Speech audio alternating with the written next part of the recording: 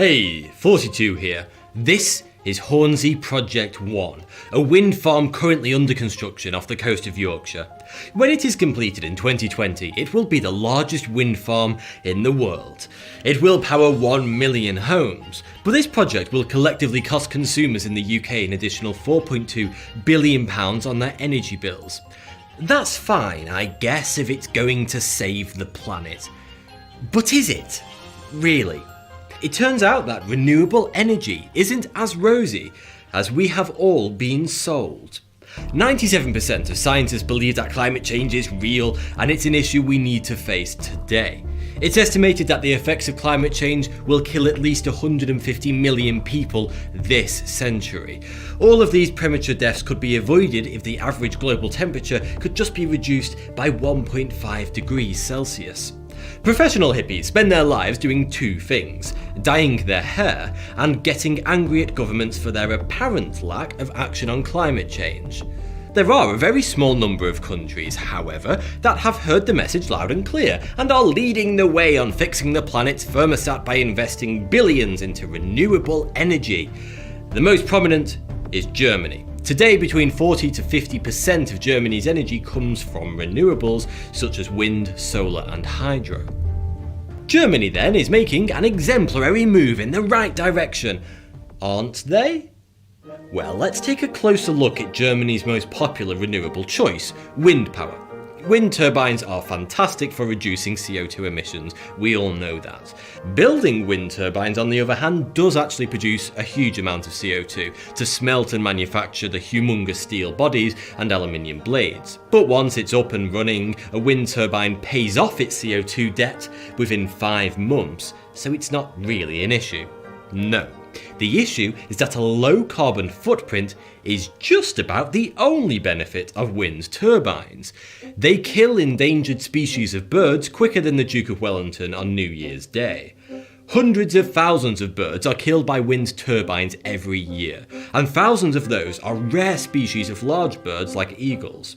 Over 1 million bats are also killed each year by wind turbine blades, and solar has its own unique issues. Mainly toxic waste. Well-made solar panels have a lifespan of 20 to 25 years. But with their huge and growing popularity, cheaply made Chinese solar panels are flooding global markets. These can break down in as little as 5 years, and many of them contain highly toxic chemicals that are harmful to human health and can cause cancer, such as lead, cadmium, and chromium. Unlike nuclear waste, the toxicity of these elements never decays. All solar panels can break and do so with varying degrees of regularity. When the glass is smashed, toxic chemicals can leach into the soil and thus public water supplies. Also, we have no plan to dispose of these mountains of broken solar panels safely. The vast majority of solar panels will be shipped off to countries that have no safe way of dealing with their toxicity. Countries where we already send millions of tons of our tech waste each year, such as Africa and other developing regions. These are teething issues that will hopefully be fixed by better decommissioning protocols and pipelines and improved solar technology. Both solar and wind, however, have an inescapable issue that no amount of technology can fix. They only produce energy when the wind blows or the sun shines. In some locations, that's as little as 10% of the time, and yes, we've built wind farms in those locations. Even the most efficient wind and solar farms only work optimally 30% of the time, although to be clear, most solar and wind farms produce some amount of energy around 75% of the time, even if it is just a little. This means we will always need a more consistent energy source, such as fossil or nuclear, to cover renewables downtimes. Perhaps in the future, battery technology will reach a point where it becomes feasible to store copious amounts of excess power from renewable sources, and then the grid can be fed off those whilst the wind isn't blowing and the sun isn't shining. But currently, the technology isn't even close. As it stands, no battery array in the world can hold even a fraction of the power needed to sustain a city for more than a few minutes. The current largest array, built by Tesla in Australia, is a 100 megawatt array that can sustain 30,000 homes for an hour. In fact, without having huge and expensive battery arrays dotted around every country, which would be an eyesore, solar and wind have seemingly insurmountable redundancy issues. Fossil and nuclear power plants both work within a similar framework. The fuel produces heat, which is used to create steam, which turns a large turbine, which turns a generator, which creates electricity. And when I say large turbine, I mean stupidly large. These Goliaths usually weigh in at over 100 tons of solid steel. Its immense mass has some benefits, primarily redundancy. Nuclear power plants produce energy 24/7, 365 days of the year. They are only shut down once every 2 years to refuel. But what if it has to shut down in an emergency? What if it fails and stops producing steam to turn the turbine? Actually, what if every single fossil fuel and nuclear power plant in the country all shut down at the same time for some reason? The power would go out, right? Well, not quite. You see, because of the immense inertial mass of a spinning turbine, there is enough centrifugal force to maintain its rotation and continue to generate power as normal for a couple of minutes without any steam input. This gives the national grid a small yet crucial time to restart the power plant and get it back online. Because of this crucial redundancy window, unplanned power outages due to hiccups at power plants are extremely rare. Most power cuts happen due to weather affecting other parts of the infrastructure, such as overhead cables. Wind turbines don't have a large turbine to rely on if it fails. It just stops producing power instantaneously. So does a solar farm. Although there is currently hype surrounding new hybrid wind turbines that have a backup battery in the base of the tower, which will help overcome this issue somewhat. But then there's an issue of land usage and the environment. To build these huge arrays of wind turbines and solar panels, an area of over 5,000 square meters usually has to be cleared of all vegetation and wildlife. This is disastrous for the ecosystem, the local environment, and the poor various species that may call it home. To power a country such as the United Kingdom, using exclusively wind and solar power, it is estimated that up to 25% of the country's land surface would have to be cleared and transformed into wind or solar farms. Wind farms only return 2.5 watts per square metre. Compare that to nuclear, which produces 1,000 watts per square metre, and it's clear how inefficient renewables are when it comes to land usage. We could mitigate some of this disastrous loss of nature by building all of these wind farms offshore, although we still don't fully understand the long-term effects of offshore wind farms on marine species. But this isn't actually the plan. Sure, we're building offshore wind farms, but the UK currently has 271 farms planned over the next decade. About half of them are currently under construction. But only 25 of these will be offshore, although it's worth considering that the offshore arrays do tend to be far larger than their land counterparts. There's an important philosophical question to be answered here though. By destroying huge swathes of nature to build renewables, aren't we destroying the very natural world that renewables are intended to save? But what about the cost of human life caused by direct accidents such as reactor meltdowns? Surely this is one area in which renewables can win hands down. Well, the figures may shock you, as they shocked me. The most dangerous are, as to be expected, the fossil fuels. Coal tops the figures with 100,000 deaths per petawatt hour, then oil at 36,000, then biomass with 24,000 deaths, natural gas at 4,000. And that's not factoring in the millions of deaths each year as a result of the air pollution from all of these sources. But it's the carbon neutral energy sources that have the most interesting figures. Hydro, 1,400. Also, hydro secretly produces quite a large amount of CO2. Solar, 440 deaths, and wind, 150. Although there are no completely reliable data sources for wind turbine deaths, more data is needed here. It's what's at the very bottom of the list, however, that may shock you. Nuclear is just 90 deaths per petawatt hour, and that includes Chernobyl, Fukushima, and 3 Mile Island. Nuclear energy has a really bad public image. It's no surprise, with its association with nuclear warheads and Chernobyl, but you can't ignore statistics. and it is statistically the safest form of reliable power production we have today. Nuclear energy and negative press go together like Greenpeace and propaganda. And so there are many countries that have been decommissioning nuclear reactors in favour of renewable sources. But in an ironic twist of fate, nuclear may just be the energy source that could save our planet. Nuclear fission is big and scary, but it has so many benefits that cannot simply be ignored. Nuclear power plants produce zero carbon emissions. Their only byproduct is nuclear waste, but unlike byproducts of all the other forms of energy production, this is 100% contained and doesn't leak out into the environment. Nuclear waste can also be recycled and reused in reactors multiple times. It's important to note, however, that the uranium mining and enrichment processes do use fossil fuels, and this does produce a lot of CO2. But when we average it out over a power plant's life cycle, a single nuclear reactor and all its related industries produces a median of 65 grams of CO2 per kilowatt hour. That's roughly the same amount of CO2 produced by wind farms over their life cycle, taking their manufacturing and regular maintenance into consideration as well. But nuclear's carbon footprint could be even lower than wind. Allow me to expand. Since 1987, Russia and the US have been mutually decommissioning their nuclear warheads. Even if recent political hiccups have put a spanner in the process, every year old nuclear warheads are still regularly retired and decommissioned. This creates a steady influx of already highly enriched uranium fuel that can be used in nuclear power plants to create energy, completely bypassing the uranium mining and enrichment processes, and thus bypassing CO2 emissions altogether. Skeptics believe that nuclear power plants lead to nuclear weapon proliferation.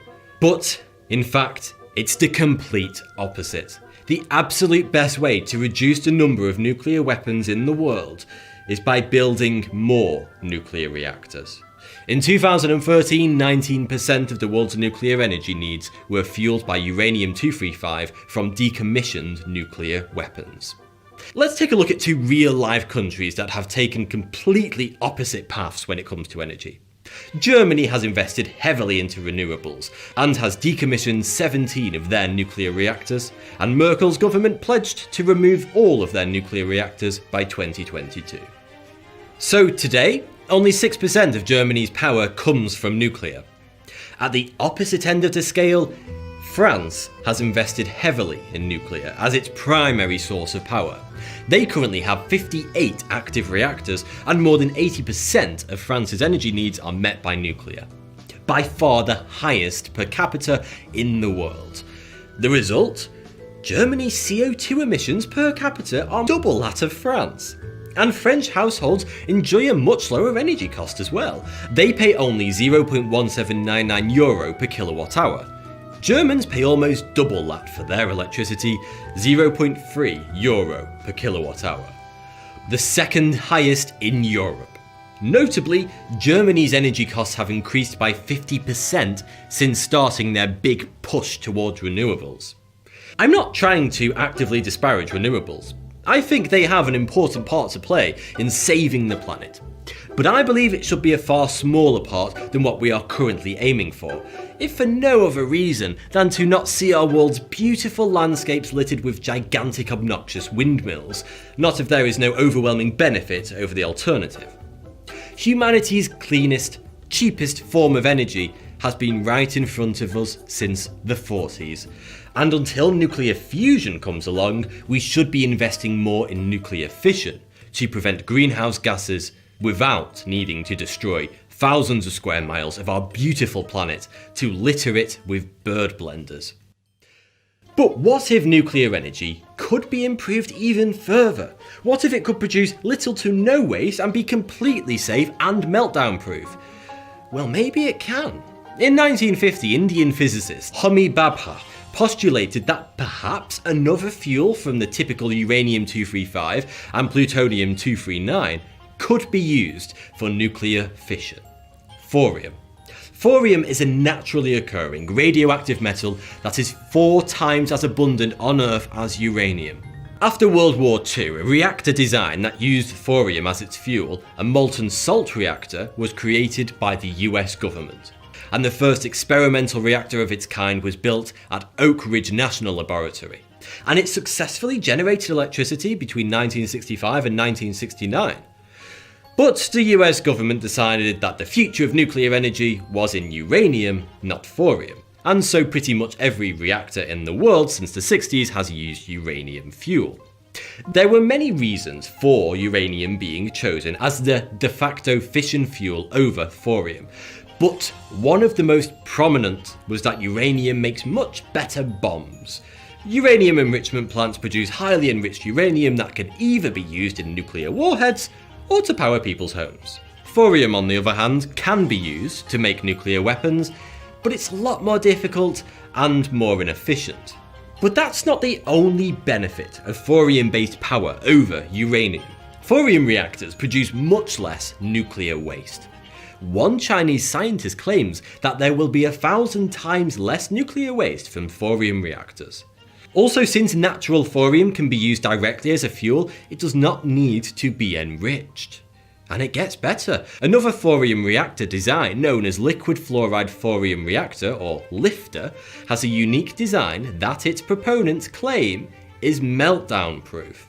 You see, the most common cause of reactor meltdowns in current uranium plants is excessively high and runaway temperatures, usually due to power failures which can lead to insufficient cooling.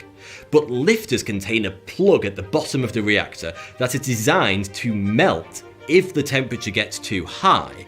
This causes all the fuel to drain into an underground safe storage tank, which, in theory, should completely avert a catastrophic meltdown. It all seems too good to be true, and science writer Richard Martin certainly thinks so. He writes, "Thorium could provide a clean and effectively limitless source of power while allaying all public concern, weapons proliferation, radioactive pollution, toxic waste, and fuel that is both costly and complicated to process." But like everything in life, thorium isn't short of its detractors. There are some who argue that because thorium is still highly experimental and it hasn't been operational on a large scale like uranium reactors have, it can't yet be trusted, and it may not be all it's been made out to be. But I guess the only way we can find out for certain whether thorium is the golden goose of clean energy is by putting it into use. And that's exactly what India is doing right now. India has one of the largest natural supplies of thorium, and they have pledged to meet 30% of their energy demands with thorium reactors by 2050. Britain, France, Canada, America, China, and a few others are currently looking into thorium as a potential energy source, but India is currently the only country that has a well thought out, government approved and funded plan to ramp up thorium-based energy production. India plans to have over 60 functional thorium reactors by 2025. And since India is the world's third largest polluter, it seems like a necessary step that could help preserve the planet for a little while longer. But it's going to require action from more than just one country to save our planet. To be completely honest, the world needs to look towards China to stop burning dinosaurs for fun. Just under 30% of the world's carbon emissions come from China. It's not surprising since a staggering 55% of power production in China is coal-based. A tiny 4% of China's power comes from nuclear, as of 2018. I'm not saying we should abandon all forms of energy except nuclear. Wind and solar renewables have a huge and beneficial part to play in saving the planet. But all nations should be looking to eradicating coal-based energy production. It's horrendously inefficient. You have to burn a load of coal and release a ton of CO2 for a pathetic return of energy. It kills millions of people each year from pollution, and it's quickly killing the planet too. But perhaps as most developed nations are looking to replace coal power, nuclear shouldn't simply be swept aside for renewables. Renewables may be the fashionable and popular option, but that doesn't necessarily make it the better option. Thanks for watching. I've recently launched my first book, which I'm crowdfunding. Stick a flag in it. 1,000 years of bizarre history from Britain and beyond. If you want to get your hands on a first edition signed copy, then head on over to Unbound, the link's in the video description. Check out the launch video over there if you haven't already, and pledge today. Thank you.